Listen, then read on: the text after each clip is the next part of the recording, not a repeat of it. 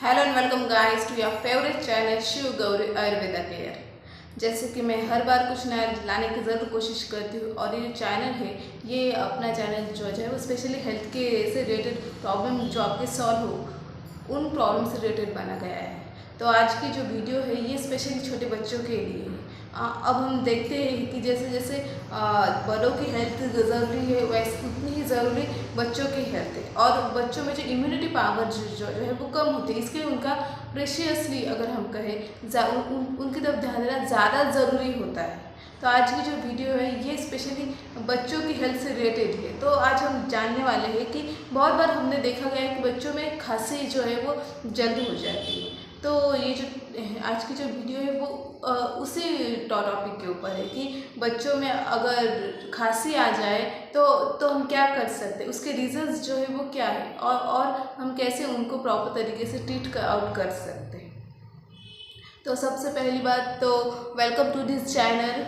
और मैं आपको धीरे धीरे बताऊंगी कि आखिर कफ है तो क्या है, दैन उसके कॉजेस क्या हो सकते हैं और कितने टाइप्स के हैं ये भी हम डिस्कस करेंगे।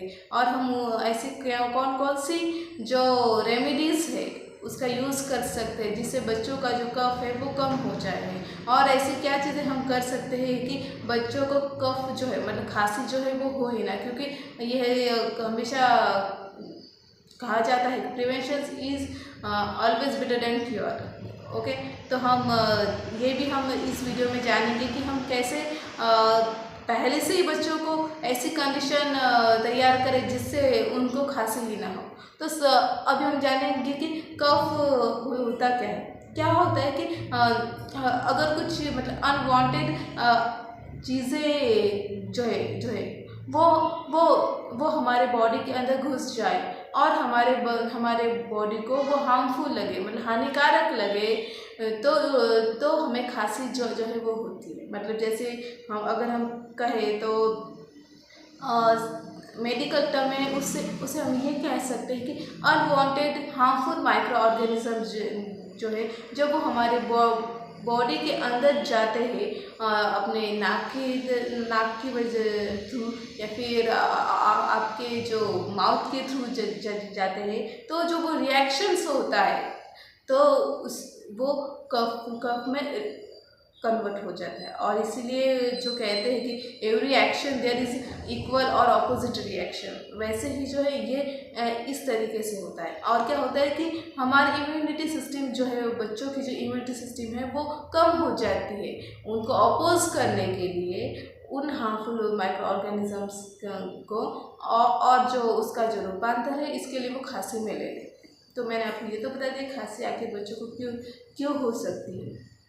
अभी हम देखेंगे कि कौन कौन सी खांसियाँ टाइप्स की खांसी है और हम स्पेशली सिर्फ एक ही खांसी के ऊपर इस वीडियो में बात करेंगे और धीरे धीरे मैं आपको बाकी जो है कफ के बारे में बता दी जाऊंगी। तो अभी हम जाने कि कौन कौन से टाइप्स है। जैसे हम कह सकते हैं कि देखिए ड्राई कफ जो है वो एक बच्चों में देखने के लिए मिल सकता है। वेट कफ जो है वो देखने के लिए मिल सकता है।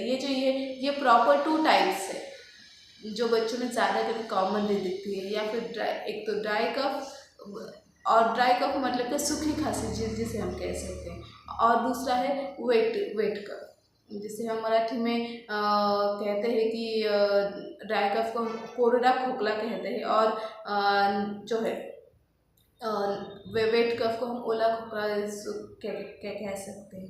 तो आज हम जो है हम स्पेशली ड्राई कफ के बारे में ही बात करने वाले हैं। अब क्या होता है कि बच्चे बहुत बार सराउंडिंग्स में रहते हैं, खेलते हैं, कूदते हैं, बहुत सारे बच्चों के कॉन्टैक्ट्स में आते हैं और बहुत सारे हार्मफुल एनवायरनमेंट में उनका कांटेक्ट होता है। तो इसकी वजह से क्या होता है कि ये ड्राई कफ जो होने के चांसेस है वो ज़्यादा से ज़्यादा बढ़ जाते हैं। तो ये तो मैंने आपको बता दिया कि कौन कौन से कॉज है। देन अगर बच्चा स्मोकिंग वगैरह के कांटेक्ट में रहे, मतलब अभी छोटे बच्चे स्मोकिंग वगैरह नहीं कर सकते, लेकिन अगर कोई दूसरा इंसान कर रहा है स्मोकिंग और अगर उसके आसपास अगर हो गए तो उस धुएं की वजह से भी बच्चों को जो ड्राई कफ जो है वो डेवलप होता है। और ऐसे बहुत सारे रीजन्स है। अगर हम कहे सीरियस प्रॉब्लम मतलब हार्ट अटैक हो सकता है, ब्रोंचाइटिस वगैरह जो हो सकता है, इनकी वजह से भी जो है बच्चों को ड्राई कफ जो है वो होता है। दैन उसके बाद कुछ खट्टी चीज़ें वगैरह वो ज़्यादा से ज़्यादा खा लेते हैं फूड पे, तो वो भी हो सकता है। और कुछ चीज़ें ऐसी भी है कि हमें बड़े बुजुर्ग हमेशा कहते हैं कि खट्टी चीज़ों के ऊपर पानी नहीं पीना चाहिए। तो अगर ऐसे कुछ रिएक्शंस वगैरह हुए तो भी जो उनका जो कफ है वो ड्राई कफ जो है वो बढ़ता है। तो मैंने आपको ये तो बता दिया कि कौन कौन से ऐसी चीज़ें हैं जिनकी वजह से जो है ड्राई कफ जो हो सकता है। दैन अगर वो स्मोकिंग के कांटेक्ट में ज़्यादा रहे, स्मोकिंग कांटेक्ट मतलब कि धुआं वगैरह मिट्टी के कांटेक्ट में ज़्यादा रहे, तो वो जर्म्स जो है वो इंसान के और बच्चे के बॉडी के अंदर जाते हैं और इसकी वजह से जो ड्राई कफ जो है वो होता है। तो मैंने ये तो बता दिया कि कौन कौन से रीजन्स हैं जिनकी वजह से ड्राई कफ हो सकता है। और क्या क्या क्या होता है कि बच्चा बाहर खेलने के लिए जाता है, बाकी के भी बच्चे वगैरह होते हैं, तो क्या होता है कि इससे अगर दूसरे बच्चों को खांसी हुई तो वो इन्फेक्शियसली किसी और बच्चे में ट्रांसफ़र हो जाती है, तो इसकी वजह से भी जो है वो ड्राई कफ हो सकता है। अब जैसे बच्चों की बात में बड़ों की भी जो खांसी है वो दूसरों की तरफ ट्रांसफ़र हो जाती है। और इसके लिए हमें हमेशा कहा जाता है कि जब आप खांस रहे होंगे तो आपका जो हैंड है वो आपके मुंह के ऊपर रखना है, ताकि वो जो जर्म्स है वो दूसरे तरफ ना जाए और दूसरों को भी वो खांसी न लग जाए। और अगर किसी बच्चे को सर्दी वगैरह हो रही है तो भी हो सकता है। तो मैंने आपको ये तो बता दिया कि उसके कॉजेज़ क्या क्या है। अभी नेक्स्ट वीडियो में हम पार्ट में हम जानेंगे कि आखिर हम उसके लक्षण जो है वो क्या है, ड्राई कफ के जो लक्षण है वो क्या है। तो सबसे पहली बात कि अगर बच्चा जो खांस रहा है वो ज़्यादा दिनों तक है तो आप कह सकते हो कि ड्राई कफ जो है वो उस बच्चे को है। और आपको एक तो कोई तुरंत उसका इलाज करना है या फिर और आपको और एक बात होती है कि आपको उसके साथ साथ या डॉक्टर को भी कंसल्ट करना है। तो मैंने आपको ये तो बता दिया कि ड्राई कफ के सिम्टम्स क्या है। एंड अगर बच्चा को सांस लेने में तकलीफ़ हो रही है, क्योंकि बहुत बार ऐसा होता है कि खांसी आने के बाद जो है हमारी चेस्ट जो है वो तकलीफ़ करती है, तो भी ये भी सिम्टम्स है कि बच्चों को ड्राई कफ हुआ है। और अगर बच्चा कंफर्टेबल नहीं है अपने बॉडी की तरफ तो भी जो है वो उस बच्चे को ड्राई कफ जो है वो हो सकता है। तो मैंने आपको ये तो बता दिया कि आखिर कौन कौन से सिम्टम्स हैं। ओके, एंड उस बच्चे की जो छाती है चेस्ट है वो ज़्यादा दुख रही है तो भी उस बच्चे को जो है कफ होने के चांसेस हैं। और बहुत ऐसा भी होता है कि अगर हम देखें अस्थमा अगर रहा तो भी बच्चों को खांसी वगैरह आती है, जिसे हम कहते हैं ब्रोंचाइटिस का अगर प्रॉब्लम हो बच्चों को तो भी खांसी आती है। हार्ट अटैक का अगर प्रॉब्लम हो तो भी खांसी आती है, या फिर किसी चीज़ की एलर्जी अगर हो तो भी बच्चों को खांसी जो है वो आती है। तो मैंने आपको ये बता दिया कि उसके कॉजेज़ क्या है, सिम्टम्स क्या है। अभी नेक्स्ट तरफ हम जाएंगे।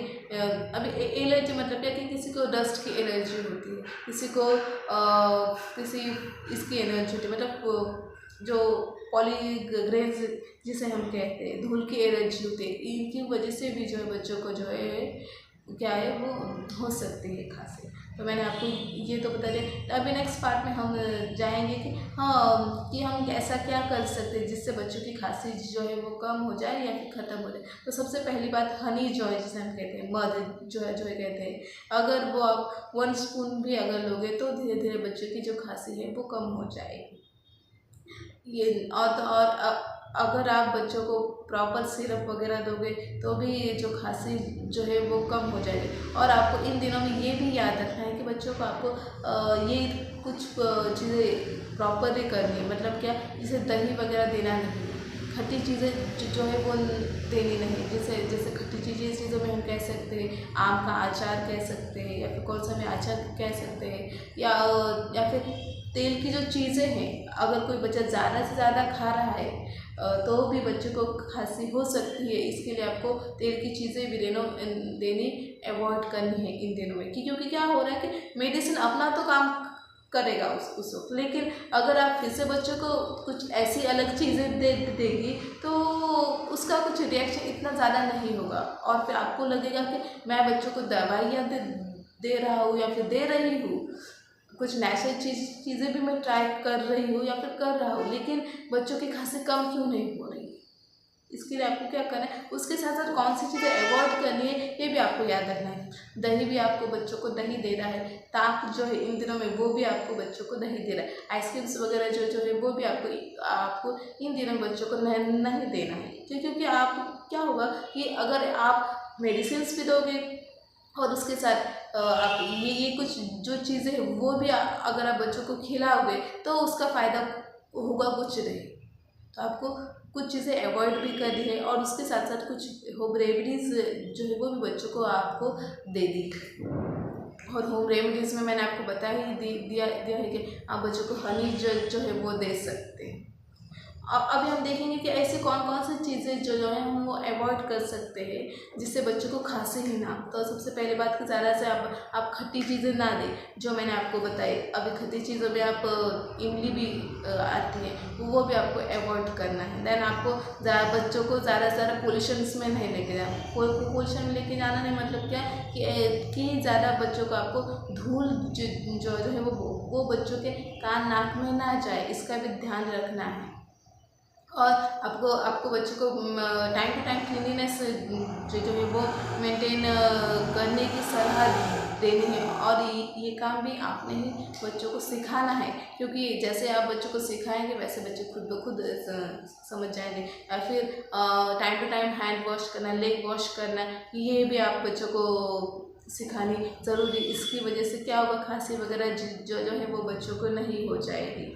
और आपको फास्ट फूड अगर आप जितना अवॉइड करेंगे वो बच्चों को अच्छा रहेगा। जो तेल की चीज़ें हैं जैसे समोसे पकौड़े, ये जो है अभी दिवाली के दिनों में तो होंगी, लेकिन वो कोशिश करनी है कि बच्चे इन दिनों में वो चीज़ें कम खाएं, ताकि बच्चों को ड्राई कफ जो है वो ना हो। या फिर अगर आपको ऐसे कुछ सिम्टम्स नज़र आ रहे हैं तो आपको बच्चों को जल्द से जल्द हॉस्पिटल लेके जाना है, क्योंकि ऐसा भी हो सकता है कि आप किसी चीज़ को आप कम समझ रहे हो लेकिन वो कुछ सीरियस हो जाए। मतलब कि अगर 8 दिनों से ज़्यादा अगर बच्चा, फिर 10 दिनों से ज़्यादा अगर बच्चा खांसी से जूझ रहा है तो आपको डॉक्टर को दिखा के उसका प्रॉपर तरह से चेकअप करना है। तो फिलहाल के लिए इतना है दोस्तों। अगले वीडियो में मैं कुछ और नया लाने की कोशिश ज़रूर करूँगी। तब तक के लिए take care of yourself, others keep shining brightening. Thank you so much. और यही नहीं बात दोस्तों, और हमारा यही कि हमारा ये जो चैनल है वो दिन ब दिन बढ़ता जा रहा है, और इट्स रियली सुपर। अगर हम कहें तो ऐसे ही साथ देते रहिए, वीडियोस वॉच करते रहिए। और अगर आप हेल्थ से प्रॉब्लम से जूझ रहे हैं तो भी एक काम कीजिए कि ये जो रेमेडीज़ है वो ट्राई कीजिए, ताकि आपकी जो हेल्थ है वो भी प्रॉपर